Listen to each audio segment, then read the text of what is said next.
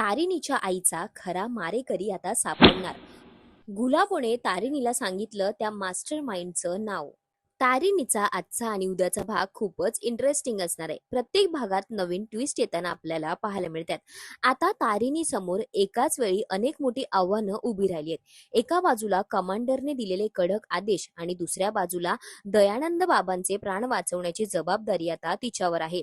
मालिकेच्या आजच्या भागात आपल्याला असं पाहायला मिळते की कमांडर तारिणीला स्पष्ट सांगतो, दुपारी 3 वाजता गुलाबची कस्टडी त्याच्याकडे सुपूर्द करावी लागेल.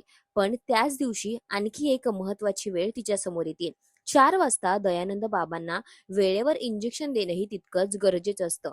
आता या दोन महत्वाच्या जबाबदाऱ्यांमुळे तारिणी मोठ्या अडचणीत सापडली. पण आता तारिणी नेमकं काय करणार, ती दोन्ही जबाबदाऱ्या कशा पद्धतीने सांभाळणार, हे पाहणंही तितकंच इंटरेस्टिंग असणार आहे. दरम्यान मालिकेमध्ये पद्मिनीचे खरे इरादेही हळूहळू आता समोर यायला लागलेत. ती आपल्या वडिलांना अडकवण्यासाठी मोठं कटकारस्थान रचत असल्याचे संकेत मिळत आहेत. तिच्या बोलण्यातून तिच्या मनात काहीतरी डाव सुरू असल्याचेही स्पष्ट दिसतंय.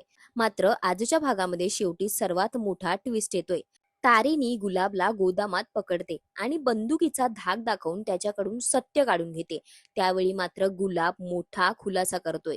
तो म्हणतोय की मी फक्त एक प्यादा आहे, तुझ्या आईचा खरा मारेकरी अजूनही बाहेरच आहे. गुलाबच्या या एका वाक्यामुळे तारिणीला मात्र खूपच टेन्शन येतं. म्हणजेच तिच्या आईच्या हत्येमागे अजून एक कोणतरी व्यक्ती आहे जी अजूनही सगळ्यांच्या समोर आलेली नाहीये. आता हा खरा मास्टर माइंड नेमका कोण आहे? त्याचा दयानंद बाबांशी काही संबंध आहे का? आणि तो इतके दिवस लपून का बसलाय? आणि सगळ्यात महत्वाचं म्हणजे तारीने तिच्या आईचा खरा मारेकरी कसा शोधून काढणार, हे येणाऱ्या भागातच आपल्याला पाहायला मिळणार आहे. त्यामुळे तारिणी ही मालिका सध्या खूपच इंटरेस्टिंग फेजवर आहे आणि सस्पेन्सनी भरलेली आहे. तुम्हाला तारिणी मालिकेतला हा ट्विस्ट आणि टर्न्स कसा वाटतोय आम्हाला कॉमेंटमध्ये नक्की कळवा. अशाच मालिकांचे ताजे अपडेट्स जाणून घेण्यासाठी मालिका बझ मराठीला आत्ताच सबस्क्राईब करा आणि बेल आयकॉन प्रेस करायला विसरू नका.